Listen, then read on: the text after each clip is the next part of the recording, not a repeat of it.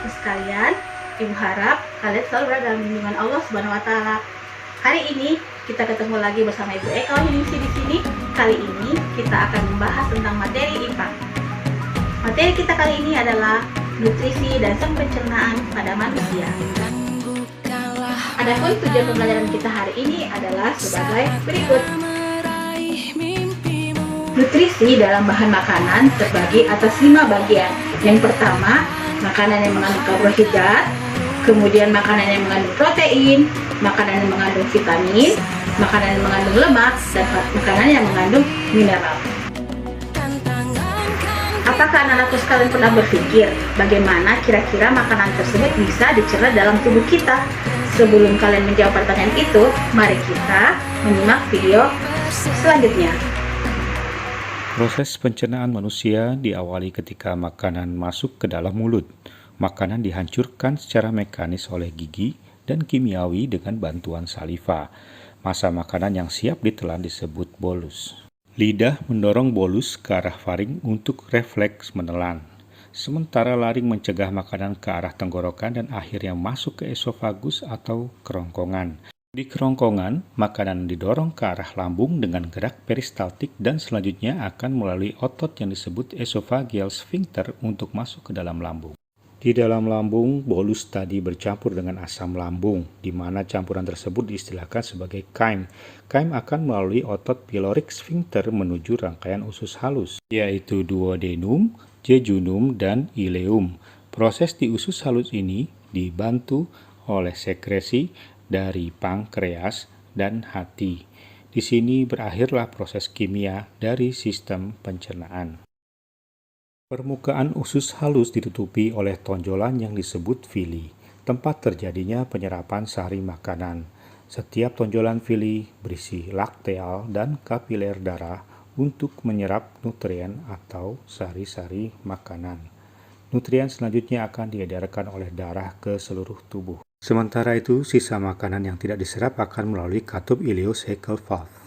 Fungsi kolon atau usus besar adalah menyerap air, membentuk vitamin, menghasilkan mukus atau lendir, membentuk dan membuang feses. Akhirnya, rangkaian gerakan peristaltik di usus besar mendorong feses menuju ke rektum dan merangsang refleks defekasi.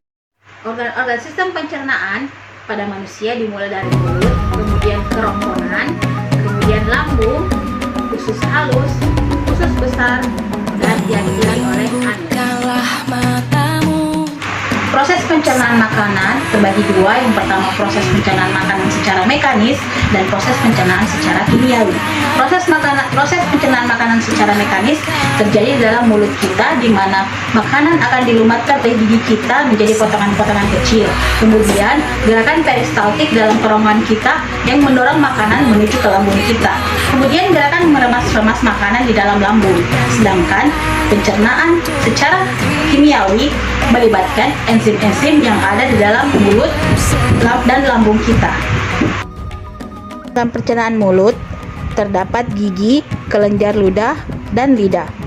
Di dalam mulut terjadi pencernaan secara mekanis dibantu oleh gigi yang berfungsi untuk memotong makanan menjadi bagian-bagian kecil, kemudian lidah yang membantu melumatkan makanan-makanan, lalu kelenjar ludah yang mengandung enzim tialin atau amilase untuk mengubah amilum menjadi maltosa.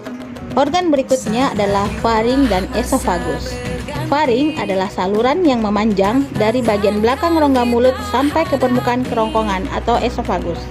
Di dalam esofagus terdapat gerakan seperti meremas yang mendorong bolus ke lambung. Gerakan ini disebut gerakan peristaltik. Di dalam lambung terdapat getah lambung. Kemudian otot lambung yang berkontraksi mengaduk-aduk bolus dan memecahnya menjadi bagian-bagian kecil. Di dalam lambung terdapat HCl, pepsin, dan renin.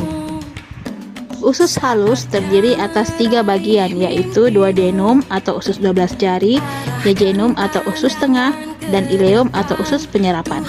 Fungsi dari usus halus yaitu menyerap nutrisi dari makanan tersebut seperti lemak, karbohidrat, protein, vitamin, dan mineral, kemudian diserap kembali dan dialirkan ke dalam darah menuju ke seluruh tubuh.